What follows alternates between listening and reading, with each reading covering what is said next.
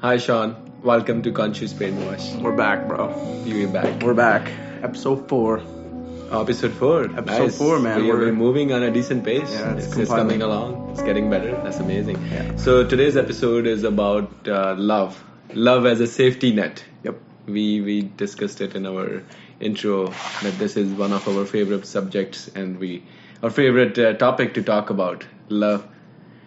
I think I initiated with the love is all you are, and then you said love is a safety net, and we kind of liked it much better. Yeah. Love is a safety net. The root being just love, like from love, we were trying to figure out like a good way to promote love. Sounds cheesy, but when you think about how scarce it might be in our education curriculum, the topic of love, it's not actually in any one topic in particular. It's not really addressed. So we've kind of made a way, or came up with a way to have an open conversation with it for even the most manly of us. Yeah. So love. Let's start with the first for our listeners to define what love means for you. What is love for you? Yeah. Coming up with that mutual definition of it. Love for me is security. Like the reason why love is a safety net is one of the philosophies of this, or the themes of this conversation, is because it's kind of abundant security. It's true security. It's not monetary security. It's not superficial security. It's real. It's like it's the only real type of security. And then for me personally, it's been I tell people it's like the nucleus of who I am. It's the center of me. It's if you boil down everything else going on around me and everything that surrounds who I am, it's right at the pit of who I am is just this approach, or this understanding that I'm coming to be love, and what that is just sheer happiness and acceptance and patience and gratitude and all these different types of things. But yeah, it's the core of me to summarize.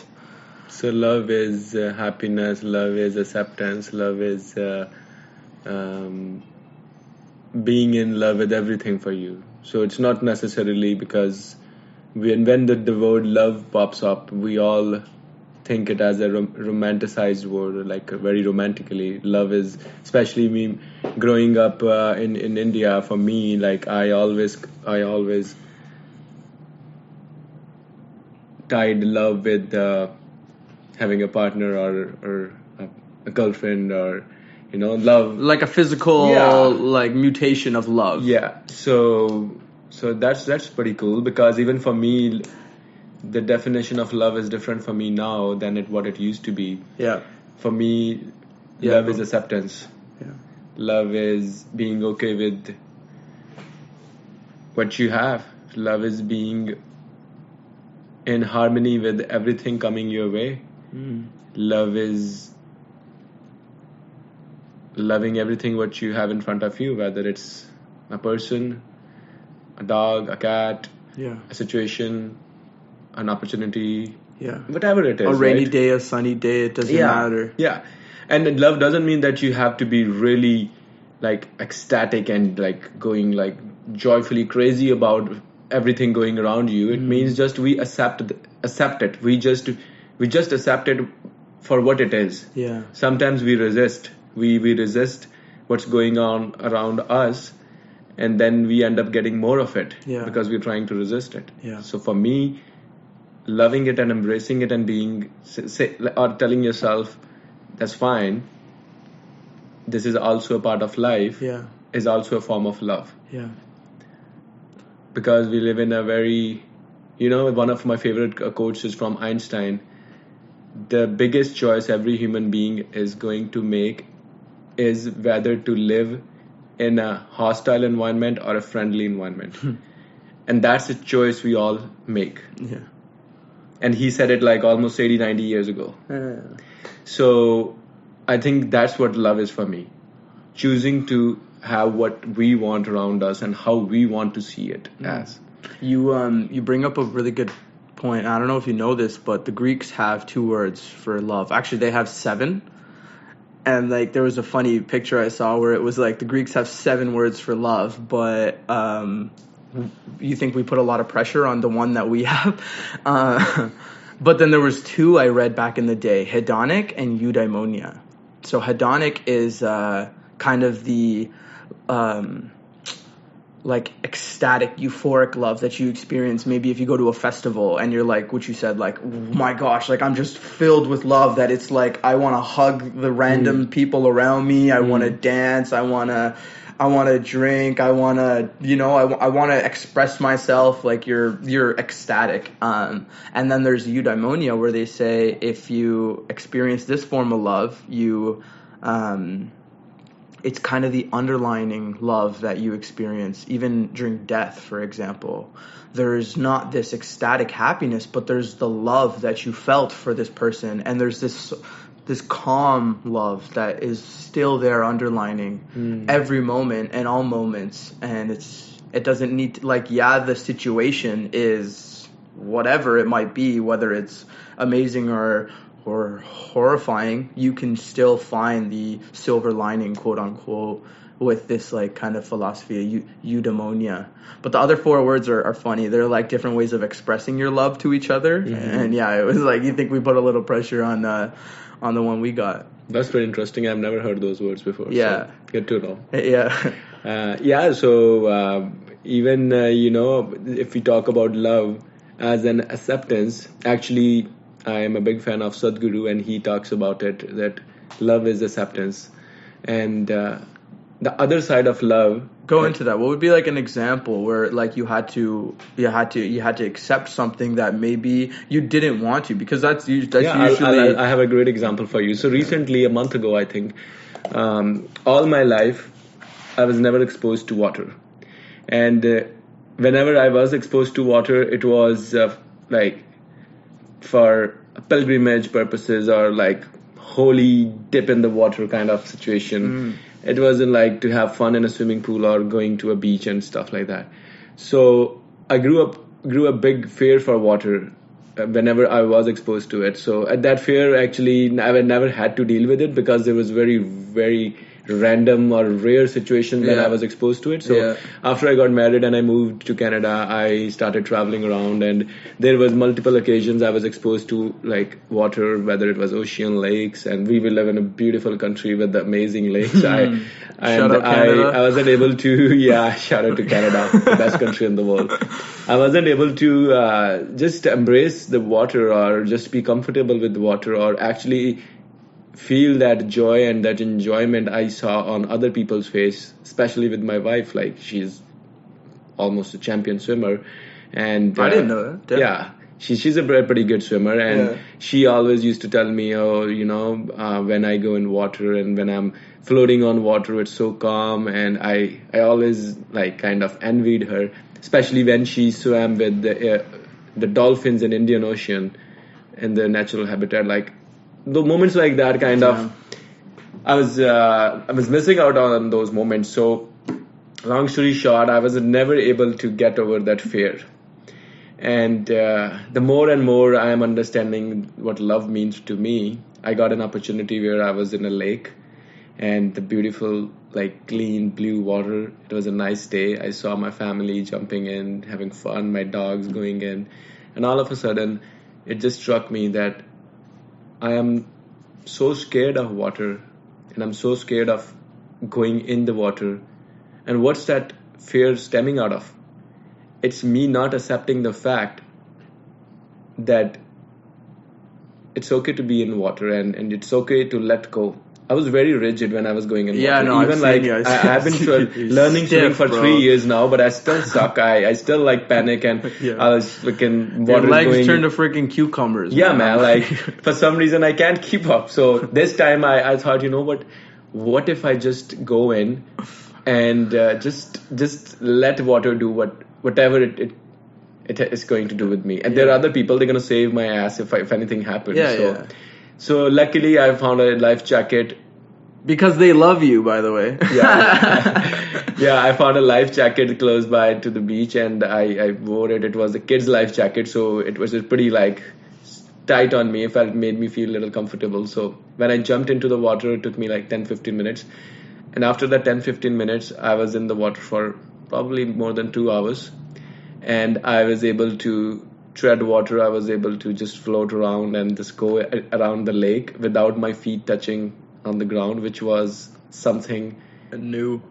something I never experienced, Yeah. right? It was like For how many years, just for everybody? 34 years, You 35 never years. experienced that. So That's- me not accepting or that lack of love created a fear for something which was so liberating to me when I finally got it. So that example right there, that's actually one of them. There's multiple other examples we can share. You had a thalassophobia. Yeah, but this was, I think, thalassophobia. Thalassophobia is the fear of swimming in water. Thalassophobia, wow. That's hilarious. Yeah, I had a fucking bad thalassophobia. Now you can tell people. Yeah, so now I know They're I gonna can think you wear have like some just fucking disease, man. Yeah, I didn't even knew about that. So yeah, but now I'm good. I can wear a life jacket and go in the water and just be okay with it. So that's where most of I think people we come across, or even us too, at some point in our life, we resist change, we resist what's in front of us, and that creates a fear, and then we are running away from the fear, and then we end up looking the same fear in different ways, shape or form. Every place we go to, so that's where like the definition which Sadhguru shared about love as an acceptance. If you're gonna do something, out of the ordinary, if you're gonna do something that challenges your fears, but then also your beliefs, I think the best thing from listening to your story is to sit back in those moments. Yeah, you're gonna have a lot of chatter and people talking to you, but it's like slow it down. Just slow the moment down. Go take some time for yourself. Think about what you're going to do, but think about it truly. Like, okay, I'm going to go sit. I'm going to go jump in the water. Okay, but I have a life jacket, so I'm not going to sink. You just address what it is that's maybe holding you back, and you take the patience, you take the slow approach to it, and then you think with all of that, okay, what are the different maybe like permutations or manifestations of love in this scenario? Like you said, I got my family there and friends who love me. They're not going to let me perish in some brutal drowning accident, right? Your dog, Roma, would literally save you. I already know that too. And then you can think about more of like a philosophical, spiritual approach to water. Like the womb is water. Like, so you came from water. So like, the water's got love for you too. The water. I think 1/3 of us is water, no? Like 70%, more than 80% is like water. 80% by weight and like 99.9 by count. Anyways, we don't go. But like, wow, it's big time. We're big time water. So like, you just break it down and you're like, you go into a state of maybe love.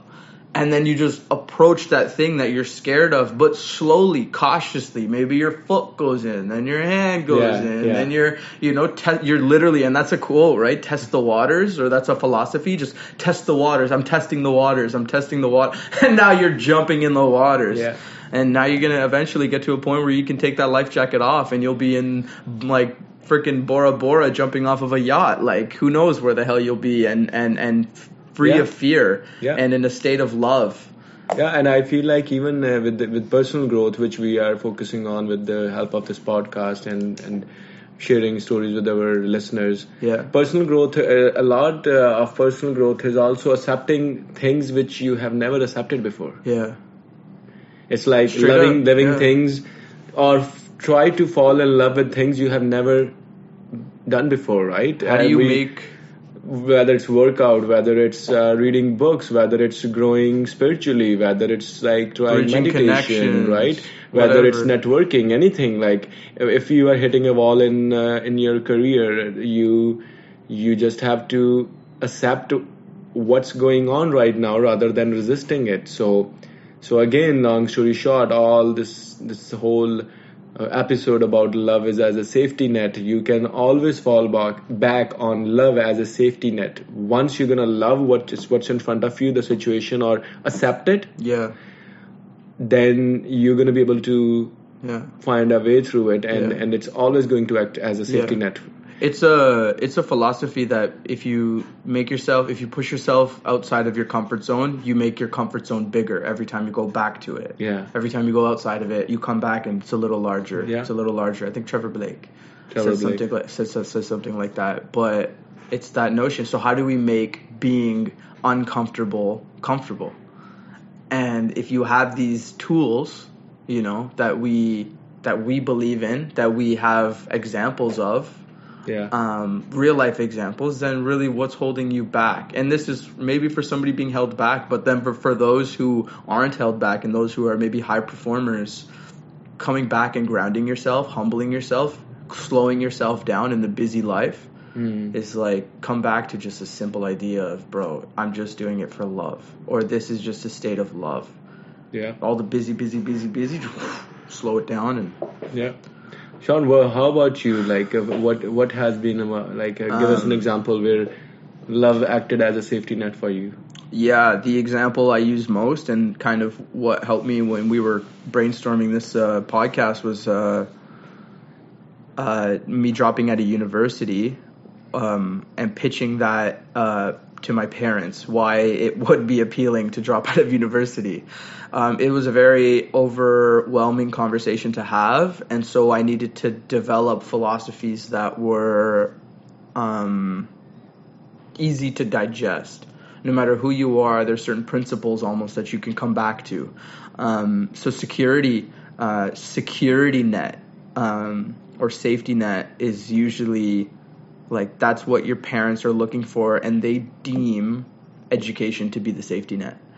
So when I was dropping out of university, I realized, okay, education for me never felt like a safety net. It always put me in an uncomfortable environment. And speaking from Canadians, as a Canadian citizen who was grown and raised in this environment, in this education system, like, it's a first world country. I'm not complaining. I'm just saying that the education system made me feel insecure and unintelligent. I hear you. Very difficult things to deal with, and Einstein's quoted with, you can't test a fish on its ability to climb a tree when you're also testing a squirrel, an owl, a snake. Like, the snake is going to figure out one way to climb the tree. The owl's going to fly up there. The monkey's already good at it. Squirrels have their nails. Like, okay, but then what about the ground dwellers? What about maybe a snail will get up there, but holy shit, are you gauging it up based off of time? So like, we're only using one standard to deem intelligence. So it always made me feel uncomfortable. That was for damn sure. So I could never call something that made me feel uncomfortable a safety net. And I had to have that conversation with my parents, and that's why love, as easy as it is to say, 4-letter word, was the answer. And if everything I wanted to do, no matter what it is that I'm doing in my life, no matter what it is I'm pursuing, even being here right now, I'm trying to broadcast a message, I'm with loving people. If you boil this whole scenario down to one thing, what is it? Love. It's literally that's it. And then I was able to pitch that argument to my parents, and they bit because I wasn't saying it for any other reason. I found my purpose. That's another thing we're gonna jump into in a bit, purpose and approaching that. But I knew my purpose, and when you know your purpose and it's reinforced with love, you are literally an unstoppable human being. You can do and say and be anything you wish or dream. Mm-hmm. And you and me are prime examples for that. Yeah, that's so true. You talked about education and your frustration with education, and education acting as something you were not in love with the system because you found that very convoluting in the ways they are teaching us. And I think it's not only North America, it's around the world, even in countries like India. Give us some context of that. So what I have been observing is whatever we learn in school, most of us are not able to apply those skill sets in the day-to-day life. What I mean by that is teaching me history geography, science, math, Yeah. languages, all that kind of stuff. When I am working as a, I don't know, just pick up any job, bank teller, or like a grocery store clerk, or a supervisor at a factory, those things are not serving me any purpose. Yeah. Why are we not taught about mindset? Why are we not taught about love? Why are we not taught about Yeah. like Directly? Yeah, It's like, about man, health, why do I like have to importance read of in health. between 100 lines to figure this out? Yeah. It Like should be. it's so blurry. Like it's like so ill motivated because they. Yeah. I think this in the education system was introduced when they needed more factory workers, and now we are in a era 2019. Yeah. Straight up. We don't need factory workers because we have computers doing a better job than factory workers. So now that's why people are now frustrated. That's why people are going to social media to find that rush of happiness and looking into other people's lives, and nobody seems to be happy with where they are and content because they are not equipped with the right mindset that the real tools that and like, we'll say it like straight up. We think that there are specific tools that should be in the system and understood by the youth and even adults. Like the whole board should have these principles and stand by them. So continue. So the education has been a challenging topic for me as well, and for those reasons my dream and my ambition is to help implement better education policies or systems in developing countries. On that note, I want you to, if you can, go into like, if you were to implement love into some aspect of the education system, the curriculum now, the way that you see it, how would that look?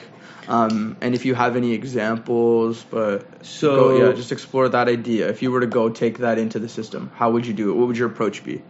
I came across and I learned about Montessori way of teaching a year and a half ago. Cool. Couple of years ago, I think.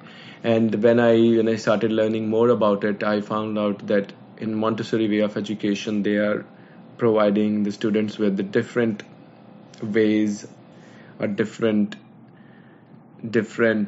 processes, or there's a different way of teaching kids in that schooling system. But what I mean is it could be different in the different countries or different schools, but more so it's like letting kids figure out things on their own, give them more self-directed, hands-on activities like playing with clay, making and breaking formations, or using like small utensils to try to be a cook, or doing household chores, and watching and observing watching and observing, rather than just having a direct way of education where one teacher is saying things and everybody's listening, and then half of them are getting it, half of them are not getting it. They have no interest in what they are talking. And if you have a question, raise your hand, but I'm super uncomfortable because Becky's sitting behind me and I'm super into her.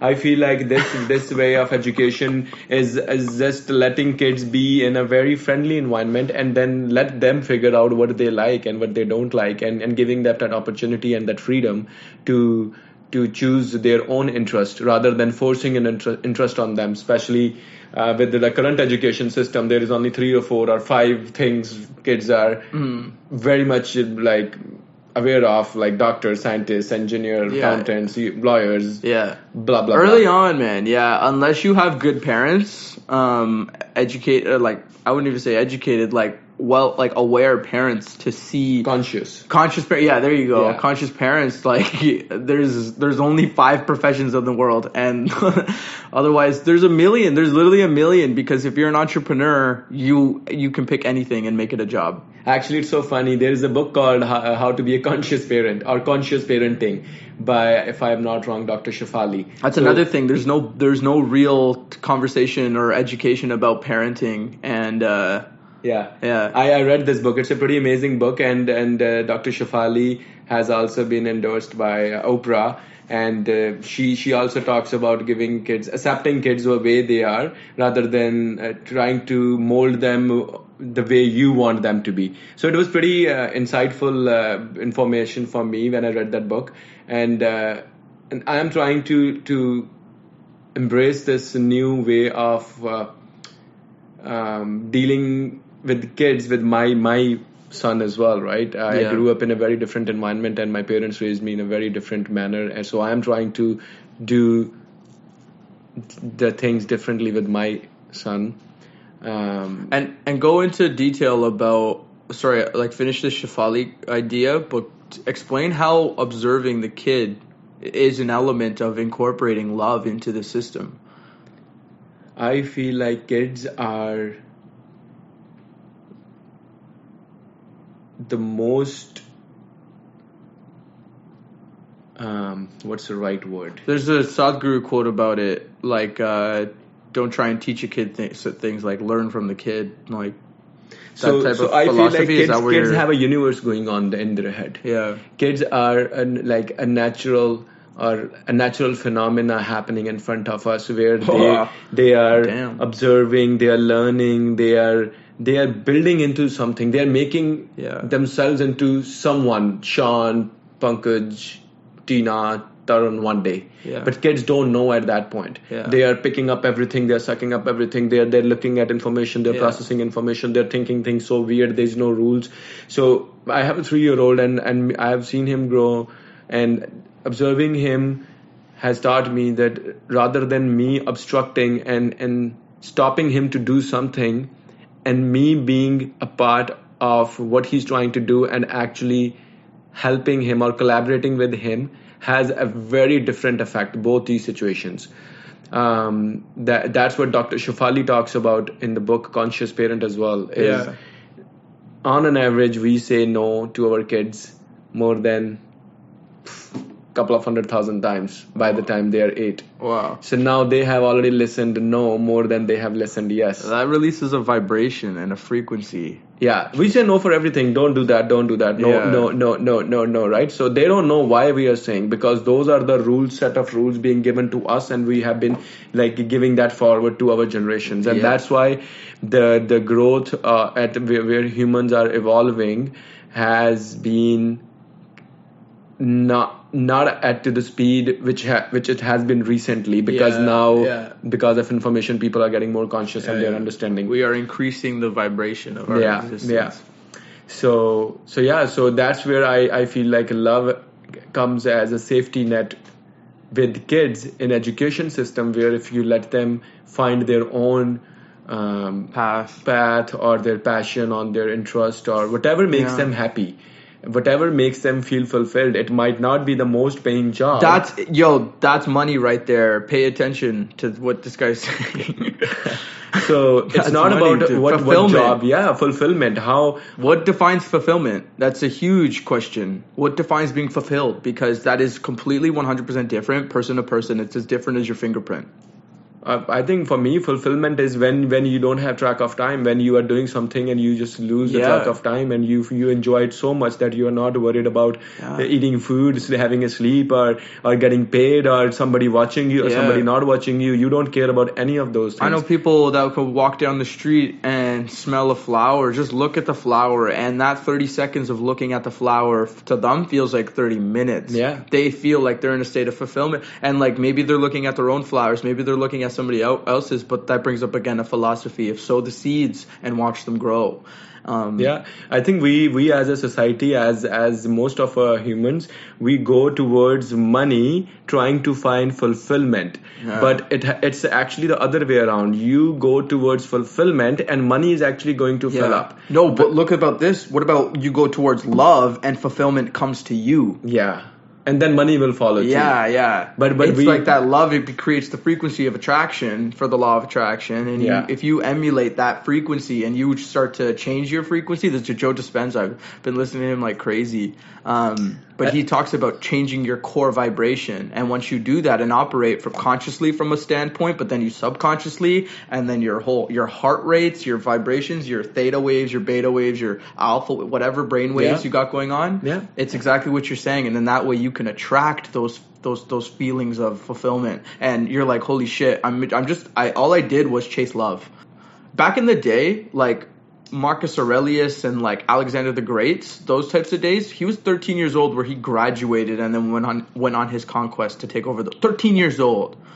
So like you got to imagine what happened. Like the life rate was different, but like, and they looked at the youth for a different example, but that shows you that in those early stages, if you're teaching the right material and you're allowing the right amount of space to grow, you could send somebody on a freaking conquest. Yeah. And Alexander the Great's a good example because he wanted unity and he wanted community. He wanted to unite the world. He didn't want it to be segregated. Yeah. He wasn't like the colonial stuff, but anyways. So I think you should also talk about Ikigai because that's the way the listeners out there might be thinking, hey, I don't know what I love. I don't know what my passion is. So summarize your idea just so like it's understood though, like giving the children or the youth time, space, and energy and attention to their... Attention, very, very important. Yeah. Most of the parents, most of us who have kids around, we do not pay attention to kids. I heard my friend telling me... Yeah, you'll brush it off your shoulder. Yeah. It's just a thing he does. Or it's just this blah, whatever. One of my friend, he has a year-old and he goes to me, I'm like, how do you enjoy time with him? He goes, what time? Like, he doesn't talk. What time I'm going to enjoy. I'm going to have a relationship with him when he's going to be talking at 4-5 age. So that made me think how as a society as Are you still friends with this person? I hope not. So that's how we think that kids, whatever, he doesn't know what he's doing. Let him. Stop him. Hey, don't do that. But if you really pay attention why they are trying to do, they are curious, right? And that's what develops kids into like men or women. The curiosity. Yes. And until they have the curiosity, they keep learning. They fall, they get up. They fall, they get up. They are not thinking I'm getting fail. Oh my God, I suck at walking. That's how we all are walking, speaking, shitting, having sex, whatever the fuck we are doing. And that's because we kept trying. We were curious about it. And that curiosity gets killed when we are 13, 14, 15 and we meet with this real life fucking fucks are out there, including, sorry to say, even our like loved ones. And they tell us, no, this is not the way the things are done. This is the way things are done. This is how things always have been done. And then you have to follow the same fucking rut race and you end up becoming the same person. And by 25, 27, you get married, have kids. By 35, 37, you're getting into that fucking midlife crisis. By 40, 45, you're getting divorced. And then you're fucking going around the same fucking shit circle again. So that's not changing. And for most of us, so I think that's where we need to be different with the kids from the age 1 to 10, where we have to be more attentive with them. We have to spend more time with them, being with them, not just being around them to watch them. So, and like the first place to do it, that's what you send your kids to education for. You want them to be a functioning civilian, a functioning Samaritan, a functioning person in this world. Yeah, we need to learn English and math to function. And don't get me wrong, I'm not hating on that any of that stuff. Like, learn your ABCs, everything learn is your great. 1, 2, 3s, but bro, also learn what the hell love is. What the hell tickles your butthole? What do you really love? Oh my God, I see the shit. I love it, man. I just want the camera. Sorry, can you say that again? I gotta hear that one more time. I said, I think I was supposed to say tickle your belly, but I said butthole. So to talk about learn what you love, pretty much. That's what he means. So, and if you don't know what you love, Sean is going to tell you this little formula approach. To find. Man. There's definitely an approach. And I learned about it a couple months ago. I think I saw a screenshot of this thing on Instagram, and I was like, what the hell is that?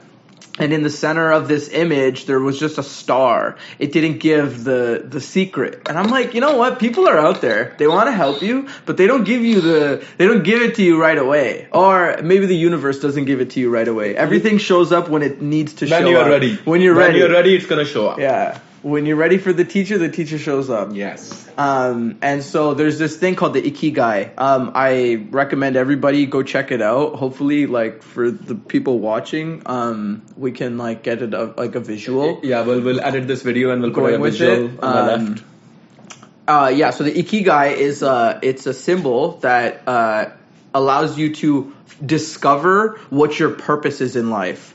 It's an approach to discovering your purpose. That is something that people are like, oh my gosh, wow, Sean, you're so lucky. You know what you love. And I'm like, yeah, but like, I mean, I figured that out because I was addicted to doing what I love. Pretty much. But you could also figure it out now with this freaking blueprint. Sorry, you took time to self-explore yourself too. Yeah, you took time to know what really tickles your belly. Yeah. Right? You took time. Most of us, we don't. We just take a blueprint. Okay, dad told me to do doctor. Okay, I'm doctor. Okay, let's do surgery. Oh, fuck, I hate my life. Fuck the shit. What is this? Yeah. So you need to take time to understand who you are. Yeah. Like somebody wrote, Socrates or who? Know thyself. No, Socrates. Know yourself. Yeah. Know the fuck who you are. Take your time. Spend the time. Meditate. Like, take quiet time. Go on walks and ask the universe, what am I? Who am I? What do I love? Blah, blah, blah. The list goes on. But now if you're not that type of person, there's also an approach for the maybe more logical people. So if you pull this image up and you're interested in knowing what your purpose is, check out the Ikigai. Just to break it down for those listening, there's 4 main sections: what you love, what the world needs, what you can be paid for, and what you are good at. In between each of these, there lies your passion, your mission, your vocation, and your profession. So this allows you to understand how your purpose can be applied in 4 different fields. How you're going to be paid for it, how you're just going to live in a state of love, doing what you're like living your life's purpose for, how you're providing to the world with what the world potentially needs at the time, because it changes generation to generation. And like for us, for example, what does the world need? It needs right now, emotional fucking intelligence. That's what the world needs. Go read a book by Mr. Yuval Noah Harari. The world needs more emotional intelligence than ever. We are dumb fucking idiots walking around with phones on this planet Earth, which is rotating. And you want some emotional intelligence? We talked about that in episode 1, the law of attraction, where we talk about the emotional guidance system. The emotional guidance system teaches you how to develop a sensitivity to your emotions and how to use it like a compass. So that's amazing. Let's get back to Ikigai. Well, like we've pretty much summarized it. So for example, like if we were to use now me as an example, just looking at this thing, I beg you not to, like, when you write passion and when you pull it up, write it down as well. So write down underneath your mission, your passion, your profession, your vocation, and these things fill up eventually. But what you love, what the world needs, what you could be paid for, your purpose. So like, for example, these are not going to be just maybe one-worders. There might be sentences or paragraphs potentially. Some people could even write a published document on what the world needs, right? Like you said, Yuval Harari, and you just mentioned a book on what the world needs. So like there is like these topics are not small. This chart might be able to fit in the palm of your hand, but really the depth of it could go miles deeper than that. Yeah. So the Ikigai. So Ikigai. Ikigai is a good exercise for any of you looking to self-explore, looking to find out what really is your passion and what can really make you happy and satisfied. So play around. So this tool, it's on Google. You can Google it. Ikigai. And just to close off this episode, how can you? I'm gonna do this after. I want to do it too. I actually have never paid attention to do this. Yeah, I know. Talking about it just now is like, I actually want to write these down. We should call our shit out too. Like we haven't done this. We'll make those documents available too. Like one thing about Bunkage and I, like we don't just tell people to do the stuff we like are talking about. We do them. We live them. We journal. We write. We talk. We explore, and we want to get them as raw as we possibly can because we feel like we go into states of flow. We go into real states of flow when we're expressing ourselves. But we'll do this up and we'll show you guys what ours looks like. Maybe it's just an abstract, but yeah. what the world needs, what you can be paid for, because sometimes figuring those things out are really difficult, especially when you're a creative and you don't know how to get money, or you don't know how to monetize your art or your trade. Yeah. I think to close off this episode, Sean, I want to share something with everyone. When we were traveling in Portugal earlier this year, you said something about if you are scared or if fear is clouding your judgment, show some gratitude. Oh, yeah. And then love will prevail and you will get out of that fear. So I think that statement itself tells me, in order for you to practice love as a safety net or really see the power of love changing your life, all you have to do is practice gratitude. Yeah. Because there is always something to be grateful in every damn single mini second of your life. Yeah. Every fraction of the second, you have something to be grateful for. Yeah. Whether it could be food in front of you, air to breathe, anything. The times we live in, the parents who gave birth to you, like the beard on your fucking face. Millions of people don't have beard. Like there's always something to be grateful for. So be grateful for what you have in your life, and then start practicing more and more gratitude. No, man, honestly, I really want to stress that too. Like, don't get me wrong, being an entrepreneur and starting your own business is a scary thing, and there's a lot of scary moments. But when you just say to yourself, okay, fuck it, I have a lot of things that are stressing me the hell out right now, I'm just going to be grateful. Okay, now what am I grateful for? And just list them out. You'll realize it just disappears. Everything you were stressed about is just gone. It's like, you're like, where the hell did it go? I don't know. All I started thinking about was like, wow, I got filtered water. I don't have to even use a Brita filter, for example. I get to just go straight to my fridge, drink perfectly pure, clean water, fluoride free, blah blah blah. Like it's goes, and then you list them out, and you're like, oh my gosh, I feel so good. Yeah.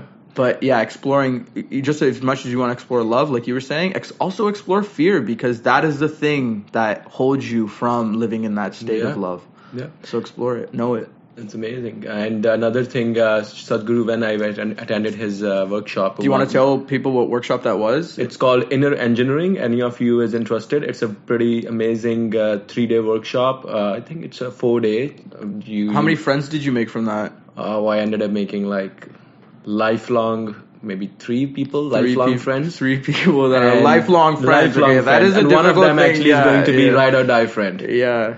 Deepak? Yeah. So it's you go to these places and you see like-minded people and you connect with those people. So that's what I have been learning. I have attended a lot of these personal growth events, and it has helped me immensely too. So one of the things I learned there was acceptance as love. So accept everything. So as Sean said, we like to learn something, but then we like to practice that in our own lives too, because none of us is perfect, right? So there was a lot of situation with my loved ones where I was having conflicts and arguments and conversations with them. And then when I learned this concept of accepting what it is and loving what it is, one thing I noticed when I was giving them time and I was just taking a pause when they were telling me something in the moment, I'm feeling heated or I'm feeling emotionally drained or I'm feeling negative, I'm about to say something, I would take a few seconds of pause and then just acknowledge what they are saying. Not accepting it, but just acknowledging it. I don't have to agree on it, but I can just acknowledge and listen. Yeah. Just doing that small exercise right away helped them take their guard down, right away helped me notice that, and then change my answer or my reaction to that situation. Yeah. And then over the time when I kept practicing that, it completely changed the dynamics of my relationship with that person in a very short period of time. So if anybody out there is having difficulties with their relationships or with their boss or whoever, like loved ones, parents, and you guys are hitting a wall with communication, just take a step back and then just listen. Yeah. Just give them a minute, give them a half a second, whatever times you can practice not to say something, because sometimes the best thing to do is not to say anything. Yeah. So that would you can practice love as a safety net, love just generally in there as well. And to add to that, just for the call to action, being slow, like accept and slow your reaction. Like when we were talking about your swimming experience, you just slow your reaction time. It's not a lot to ask of anybody, but sometimes it can be. And when things move very quickly, I find things break. You'll find like a glass will drop. When things start to get panicky or hectic, you'll start to feel the air change. You'll start to feel the moment change, and then you'll hear or see something break, literally. I beg you to pay attention to it. So yeah, just slow your reaction. Just slow it down at the moment. Just chill out, calm down, take a look, be present, be observing of everything going on. And remember, I'm here where I am because I'm in love with everything that I am, that I'm doing, that I'm being, blah, blah. And then you just really live in that state of love and then come back to the actual physical moment around you and then go about whatever it is that's happening, whether it be climactically good or climactically bad. Yeah. So that wraps up this episode for us here, guys. Fucking killer. Thank you so much for tuning in, and please keep liking, subscribing, sharing, and give us feedback. Feedback for sure. And drive the comments if you guys need any help with anything in particular. Yeah, you guys can reach out to us on our social media handles, which are going to be somewhere down there. Yeah. We're gonna plug it in. Yeah. It'll all be there. We are getting much better at this shit, and we're looking forward for the next episode soon. Yeah. Have a great week. Peace out. Great weekdays. Keep loving.